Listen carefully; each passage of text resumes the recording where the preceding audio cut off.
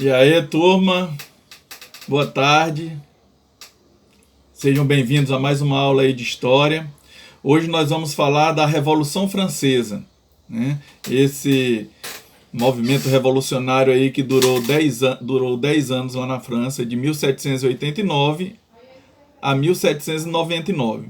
Hoje a gente vai estudar o início da Revolução e a monarquia constitucional, bem como a aprovação da Constituição em 1791.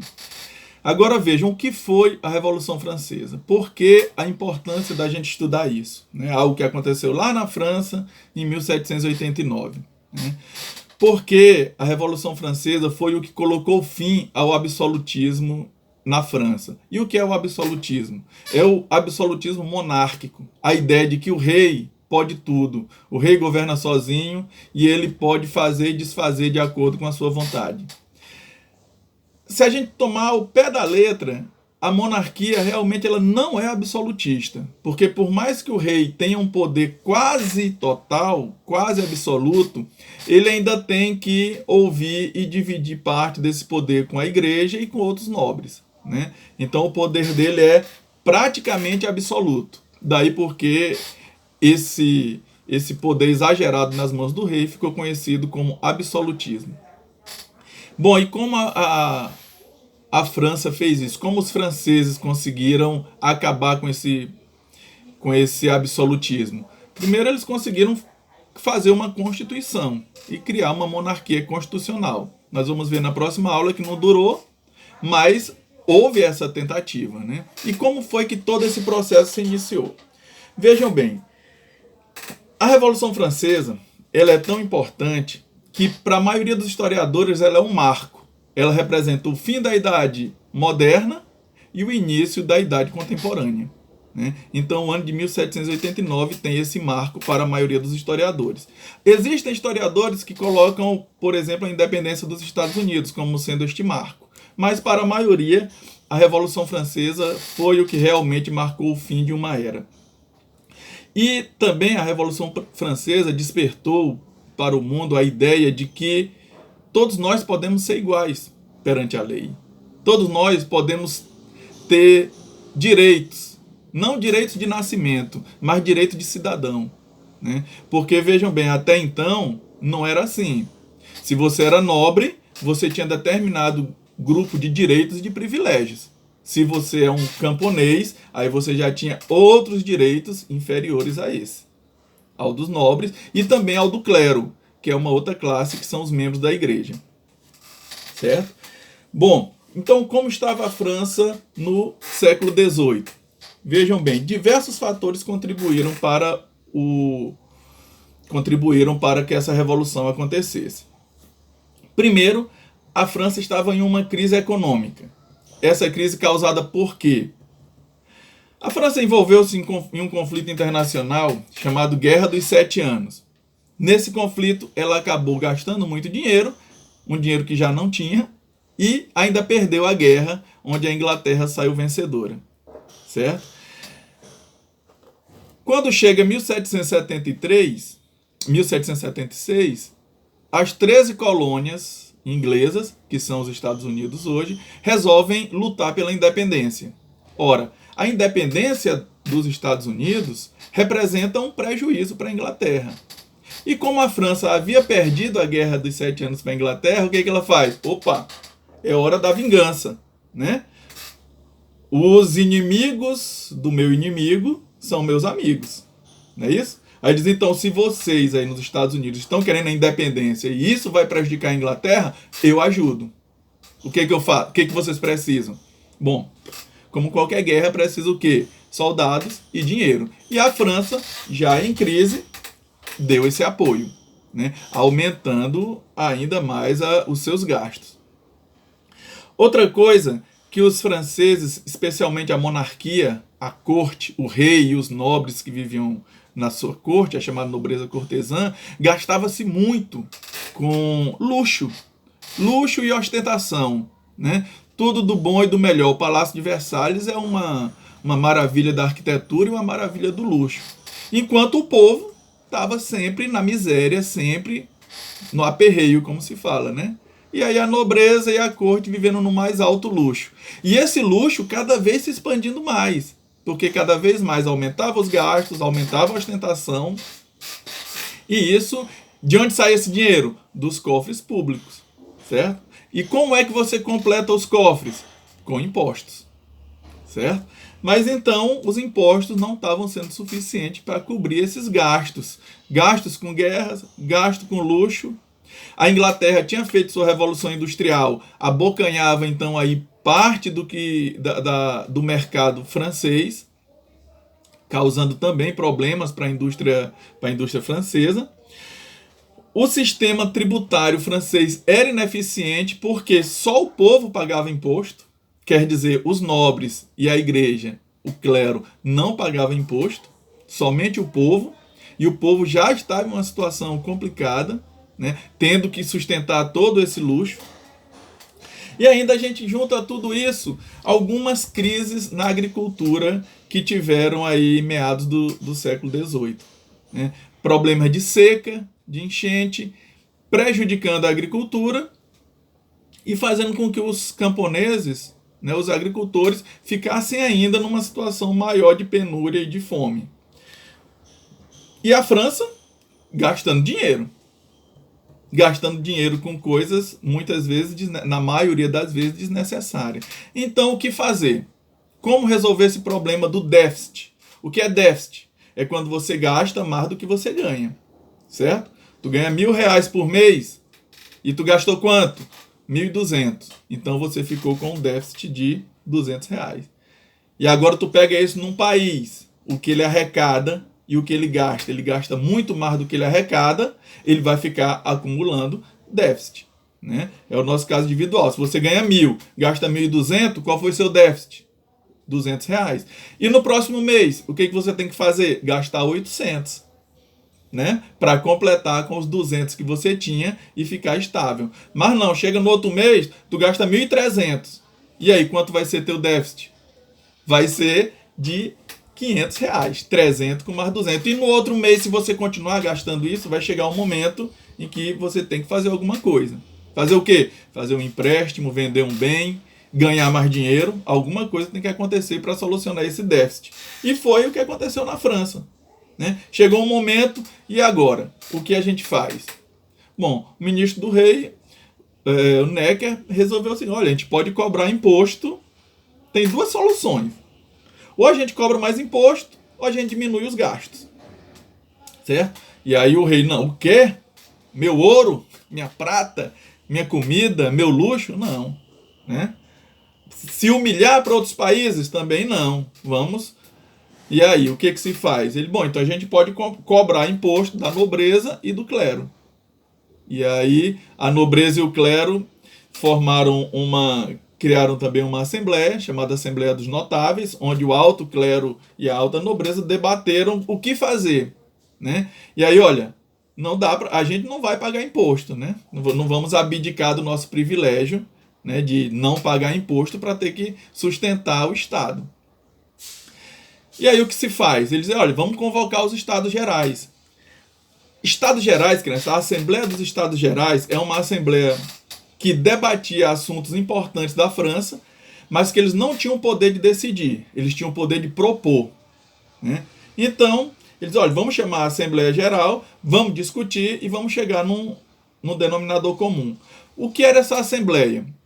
A sociedade francesa ela era dividida em 3 grupos, 3 estados, 3 estamentos, certo?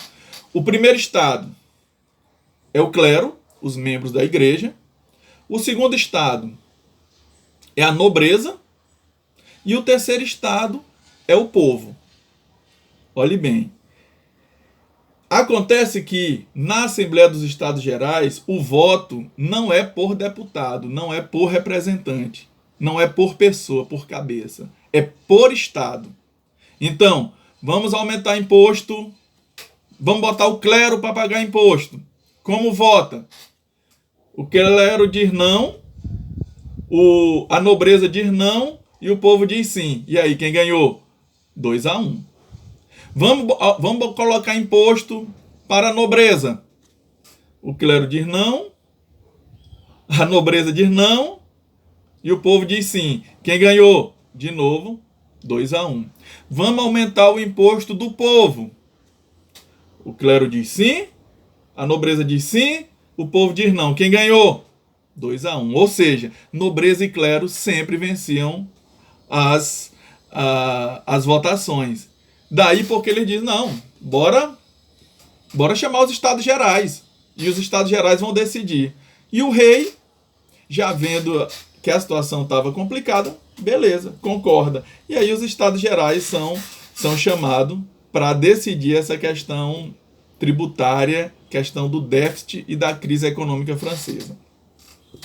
Agora, como eram compostos esses estados? Vejam bem, é fácil. Clero, nobreza e povo, certo? Agora o clero, ele é dividido em alto clero e baixo clero. Quem é o alto clero? O alto clero são os membros mais importantes da igreja, os bispos, os arcebispos, os abades, que geralmente vêm das famílias nobres, certo? E o baixo clero são os padres, os párocos, os capelães, que vêm geralmente das famílias do povo. Mas existem esses dois grupos dentro do clero. Segundo estado, a nobreza. Quem é a nobreza? São os duques, os barões, os marqueses, certo? Os condes, os viscondes. Beleza, só que esta nobreza, ela também é dividida, né? Existe, por exemplo, a nobreza cortesã. Cortesã é quem vive na corte, quem vive nos palácios, próximos ao rei. Esses, em geral, não faziam nada e ainda recebiam uma pensão do rei, certo? E existe a nobreza provincial, que é a que mora no interior, nos seus castelos, nas suas casas no interior do estado, né, do estado francês. Esses dividem-se em vários grupos, né? Sendo que, por exemplo, os marqueses são os mais pobres, os marqueses e os barões, né? São os que ficam mais distante do rei, mais distante da capital, certo? Então, também há essa divisão. E ainda existe um terceiro grupo na nobreza, que é a nobreza togada, a nobreza de toga. Ora, ser nobre é importante também para você ter um status dentro da sociedade, né? Então, por mais que a pessoa fosse rica, se ela não fosse nobre, ela pertencia ao terceiro estado. E muita gente enricou na França. Muitos burgueses, né, que são os comerciantes industriais, enriqueceram, né? Começaram com pequenos negócios, foram crescendo e tornaram-se pessoas ricas. Mais ricas do povo e não ricas nobres. Então o que acontece? Chegava para um nobre que estava em dificuldade financeira, chegava e dizia, olha, eu compro o teu título de nobreza. O que você é? Eu sou um marquês. Tá bom, eu compro o teu título. Tu deixa de ser marquês e eu passo a ser marquês. Certo? E aí, quanto é? Bom, negocia-se e a pessoa compra esse título. O burguês vem e compra esse título. E aí ele deixa de ser do terceiro estado e passa a ser do segundo. E aí ele é um nobre, né? Marquês de não sei o quê, barão não sei de onde, né? E aí esse grupo de nobre que não é de nascimento é chamado de nobreza togada, certo? Então existem esses três tipos de nobre. Olhe bem, o clero, alto clero e baixo clero. Os nobres, nobreza cortesã, nobreza provincial e nobreza togada, certo? E por último, dentro dos três estados está o povo. O que é o povo? O povo é todo aquele que não é nobre e nem é do clero, nem são membros da igreja. Quem são eles? Servos, agricultores, trabalhadores livres, trabalhadores livres rurais, trabalhadores urbanos, vendedor, sapateiro, carpinteiro, profissionais artesãos de um modo geral, comerciantes, pequenos comerciantes, donos de pequenas vendas, até grandes comerciantes, grandes industriais, grandes empresários, exportadores, traficantes de escravos, né?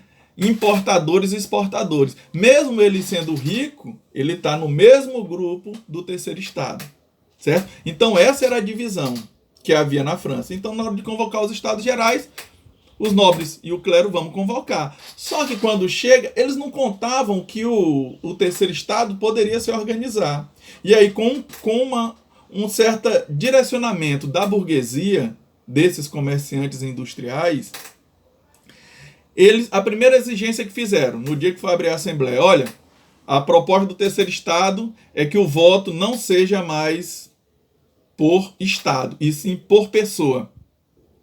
E aí diz, por pessoa? Mas quantos representantes tinha cada um? Vamos colocar em números redondos, tá? 300 do primeiro estado, 300 do segundo estado e 600 do terceiro estado. Né? Na verdade, em números exatos, o terceiro estado ele vencia por 17 votos, se juntasse os dois. Né? Aí diz, bom, mas vai arriscar esses 17 votos? Né? Em verdade, criança, o clero, tinha membros do clero que votavam com o terceiro estado. Os membros do clero mais pobres se compadeciam mais, tinham mais um espírito cristão e votavam com o terceiro estado. Os nobres, também havia parte dos nobres, especialmente essa nobreza togada, que votava com o terceiro estado. Então o voto sendo por pessoa, por deputado, por representante, o terceiro estado tinha mais chance de vencer em algumas votações. Mas aí quando eles fizeram essa proposta foi o caos. Né? Primeiro e segundo estado, com o apoio do rei, não aceitaram. Não, de jeito nenhum, o voto é por estado, sempre foi assim, essa é a tradição, vai continuar assim. E aí o terceiro estado não aceitou e formou-se um caos dentro da Assembleia. Acabou ela sendo, nessa primeira sessão, não chegaram a resultado nenhum. Certo? Quando chega no dia 17 de junho de 1789, eles chegam, o terceiro estado chega lá no Palácio de Versalhes para reunião dos Estados Gerais. E quando chega lá, disseram, não vai ter reunião. Fecharam a sala de reunião, ninguém vai entrar. E aí o terceiro estado, os deputados, não, a gente tem que se reunir, porque a gente tem que decidir isso e tal, e tal, e tal. Resultado, saíram, foram para uma outra sala, uma sala de esportes, onde se jogava onde se praticava um esporte chamado pela. Pela é um esporte meio uma mistura de tênis antigo com aquele jogo de peteca, aquela que você bate com a mão, né? Então se jogava uma bola com a mão ou com uma raquete. Esse era o jogo de pela que os nobres e o alto clero praticavam. E aí eles se trancaram nessa sala, certo? Em 17 de junho de 1789 e disseram, olha, agora mudou, nós não somos mais a Assembleia Geral. Nós somos uma Assembleia Nacional Constituinte. Ou seja, fazer uma Constituição para a França. Vocês imaginam? A França não tinha uma Constituição escrita que todo mundo tivesse que seguir. Eles disseram, não, a partir de agora a gente vai fazer uma Constituição para a França. E se autoproclamaram Assembleia Nacional Constituinte. Ora, obviamente o rei, o primeiro estado e o segundo estado não gostaram nada disso. E aí o rei começou a ameaçar, enviou soldados para prender esses deputados. Só que nas ruas de Paris o povo já estava revoltado, porque todo mundo estava sabendo qual era o objetivo da Assembleia, da Assembleia dos Estados Gerais, que no final o que eles queriam era aumentar os impostos para o povo. Só que o povo, além de estar empobrecido, além de estar na miséria, ainda tinha esse problema da agricultura nos anos anteriores que causou muita fome. E o Estado continuou cobrando os impostos do mesmo jeito. Né? Então, se em um ano tu colhe 10 sacas de feijão, certo? E tu tem um imposto de 20 sacas, ou de 2 sacas, de 10 tu paga 2, fica com 8. Beleza. Mas se no outro ano tu só colhe 5 sacas e chega o governo e pega 2, só fica com 3. Se no outro tu colhe 2 sacas, chega o governo e não, o imposto é 2, tem que pagar. Né? E mais ou menos era assim, e aí era por isso tanta revolta do povo, e o povo na rua revoltado e gritando liberdade, igualdade, fraternidade. Lembram de onde vem isso? Lá dos filósofos iluministas. E aí o rei e os nobres se assustaram com aquele movimento do povo e acabaram entrando também para o debate e fazendo parte dessa Assembleia Constituinte. Certo? E aí os debates começaram. No dia 14 de julho, quase um mês depois, o povo, vendo que a situação não parecia tomar caminhos de mudança, iniciaram a revolta novamente e invadiram uma prisão em Paris chamada Bastilha. Lá tinha presos políticos, armas e munição. Em verdade, tinha muito menos do que eles imaginavam, mas eles invadiram, tomaram conta, pegaram o que tinha justamente para se defender e para atacar o governo caso fosse necessário, né? E essa data de 14 de julho de 1789, com a tomada da Bastilha, representa o início da Revolução Francesa para a maioria dos historiadores, né? Porque, embora a gente perceba que esse processo revolucionário ele seja anterior, mas foi ali onde ele realmente se concretizou com um movimento do povo em busca, inclusive, de armas. Crianças, isso foi no dia 17 de julho. No mês de agosto, o caos se instalou na França, também pelo interior.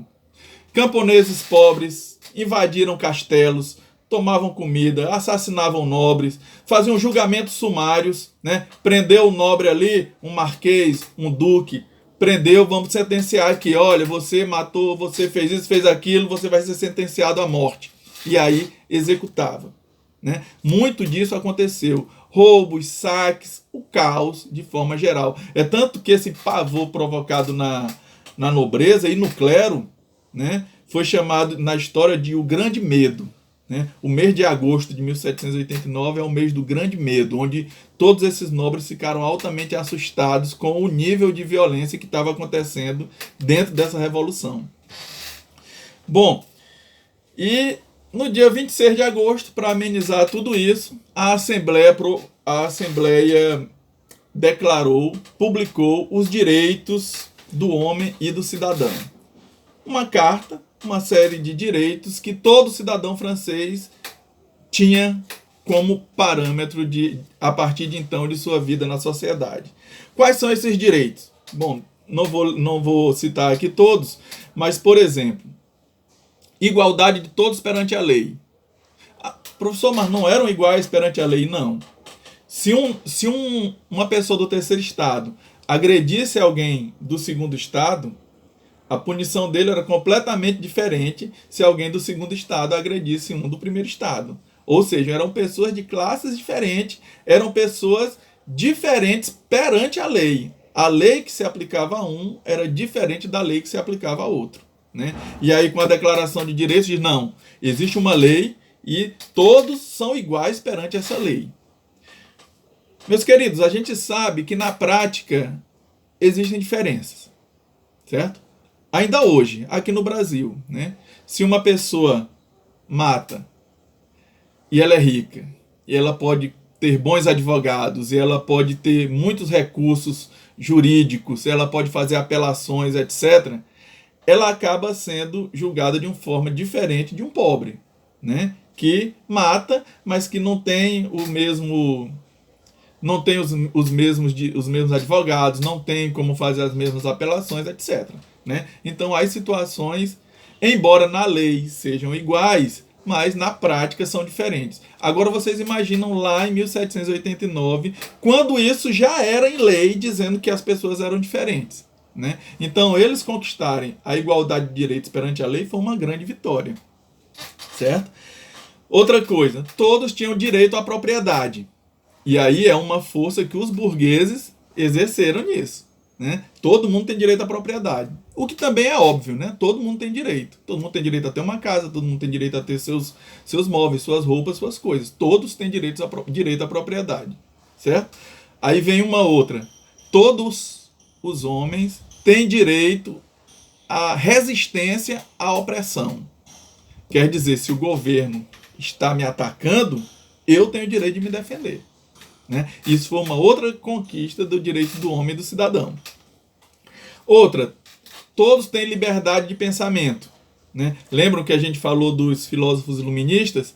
De que, por exemplo, Voltaire era um que, né, posso não concordar com uma palavra do que dizes, mas lutarei até a morte pelo seu direito de dizê-la?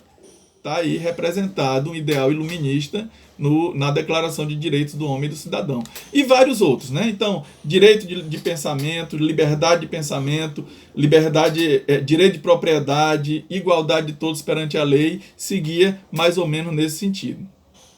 Isto em agosto de 1789. Em 1790, essa Assembleia propõe a Constituição Civil do Clero.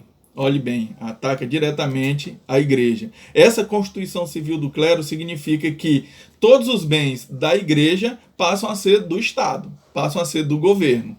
E todos os membros da Igreja passam a ser assalariados, funcionários públicos assalariados do governo. Certo? Imagina aí, em dias de hoje, o governo chegar e dizer, olha, todas as propriedades da Igreja Católica, da Igreja Universal, da Assembleia de Deus, dos Testemunhos de Jeová, da Adventista, do Batista, todas as propriedades religiosas são do governo. Certo? E os padres, pastores, bispos, etc., serão funcionários pagos pelo governo. Vocês imaginam o caos que isso ia gerar nas religiões. E foi o que aconteceu com a religião católica. Os padres, a Igreja Católica com sede em Roma não aceitou, obviamente.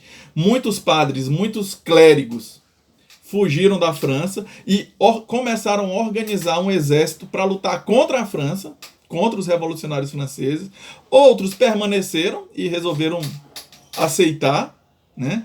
Mas foi um momento em que a Igreja Católica exerceu muita crítica em cima desses revolucionários, justamente porque eles atingiram diretamente não só os bens, mas a própria formação da Igreja Católica. E isso foi a Constituição Civil do Clero, certo? No ano seguinte, 1791, vejam bem, isso começou em 1789, né? 91. Em 1791 foi concluída a Constituição da França, certo? E o que dizia essa Constituição? Dizia que era mantido o rei iria governar, mas o rei também iria obedecer à lei. Ou seja, seria uma monarquia constitucional e não mais uma monarquia absolutista, onde o rei fazia o que queria. Agora não. O rei e todos, iguais perante a lei, têm que obedecer essa Constituição. Certo? Assim criou-se o fim do chamado Antigo Regime, que é justamente esse período de absolutismo monárquico. E inicia aí uma monarquia constitucional. Por essa nova Constituição, como eu já insisti, todos são iguais perante a lei, mas olha só que interessante, curioso e digno de crítica. Eles disseram que todos são iguais perante a lei, mas nas colônias francesas manteve-se ainda a escravidão. Então, todos são iguais, mas existem escravos. Como? Né? Isto era também para atender os interesses desta burguesia que ganhava dinheiro com a escravidão. Né? E se de repente libertasse os escravos, eles seriam prejudicados financeiramente. Então, manteve-se a escravidão nas colônias. Todos são iguais, mas uns menos iguais. Né? Outra, liberdade de comércio e de produção, porque o governo, o rei, controlava tudo que era produzido. E aí a Constituição chega e diz, não, liberdade é o chamado liberalismo econômico, liberdade de produção e de circulação de mercadorias. Mas, ao mesmo tempo, proibiu a greve dos trabalhadores. Os trabalhadores eram proibidos de fazer greve. Né? Quer dizer, a parte produtora não podia fazer as reivindicações através de greve. Deu-se liberdade de crença religiosa, outro ataque profundo na Igreja Católica. Porque o que antes a religião católica era a religião oficial, agora existe uma liberdade de crença. Então podem ter católicos e protestantes, o que a gente chama de evangélicos. E outro ponto foi dividir o poder do Estado. Não era só o rei que mandava? A Assembleia dos Estados Gerais era consultiva, não era deliberativa, eles não decidiam, eles só propunham e o governo acatava ou não. Agora não. Com essa nova Constituição, dividiu o poder em executivo, legislativo e judiciário. Lembra de qual filósofo? O Barão de Montesquieu. Né? O executivo é o rei, e os seus ministros, o legislativo é a Assembleia Legislativa e o judiciário formado pelos juízes e tribunais. 3 poderes independentes conforme determinados pela Constituição. Então vejam, esse foi o processo de início da Revolução Francesa até a aprovação da Constituição em 1791, certo? A gente vai parar por aqui, resolvam essas questões aí que a gente passou e enviem para mim no particular. Bons estudos e na próxima aula a gente continua a Revolução Francesa, tá bom? Um abraço a todos.